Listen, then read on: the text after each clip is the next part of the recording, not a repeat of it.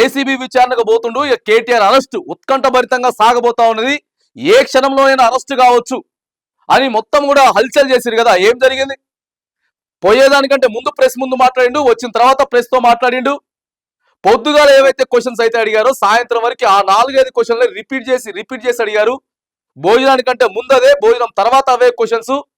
ఆ క్వశ్చన్లలో ఎలాంటి దమ్ము లేదు, ఆ కేసులో ఎలాంటి దమ్ము లేదని కూడా ఏసీబీ అధికారులకు కూడా తెలుసు. నేను కూడా అదే చెప్పినా. కాకపోతే మీ తప్పేం లేదు, ఇక పైనుంచి మీకు ప్రెజర్ వస్తా ఉన్నది. ఎక్కడైనా సరే విచారణకు నేను విచారణకు సిద్ధం. ఆ వాళ్ళ ప్యాలెస్ కైనా వస్తా, మనం అందరం ఆడికే పోదాం. కావాలంటే లైట్ డిటెక్టర్ తో కూడా పరీక్షలు చేద్దాం.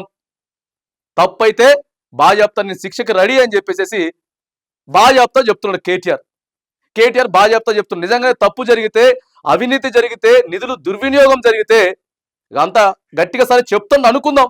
చెప్తే ఏసీబీ అధికారులు కానీ, ఈడీ అధికారులు కానీ మరి సాక్ష్యాలు చూపించాలి కదా. సాక్ష్యాలు లేవు. ఇక అంత క్లియర్గా ఇంకోటి కూడా చెప్తా ఉన్నాడు, కింద స్థాయి అధికారులది ఎవరిది ఎలాంటి తప్పు లేదు, ఇగో మేమే చెప్పినాం ఇలా చేయమని చెప్పేసి వాళ్ళని ఎందుకు ఇబ్బంది పెడతా ఉన్నారు, వాళ్ళని ఇబ్బంది పెట్టకండి. ఏది జరిగినా కానీ దీంట్లో ఏ నిధులు ఎటు జరిగినా కూడా నాదే ప్రమేయం, నాదే అంత ఇన్వాల్వ్మెంట్ నాదే. కానీ ఎక్కడ ఒక్క రూపాయి కూడా దుర్వినియోగం కావాలంటే మీరు ఎంక్వైరీ చేసుకోండి అని చెప్పి నిన్నే ఇదే జరిగింది. నిన్న ఏసీబీ అధికారులకు అడగడానికి ప్రశ్నలే లేవు.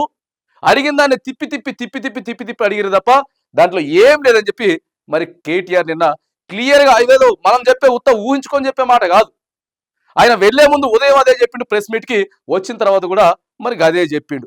ఏం జరిగింది ఇందులో ఎంతవరకు బలం ఉందనేది అర్థం చేసుకోవాలి.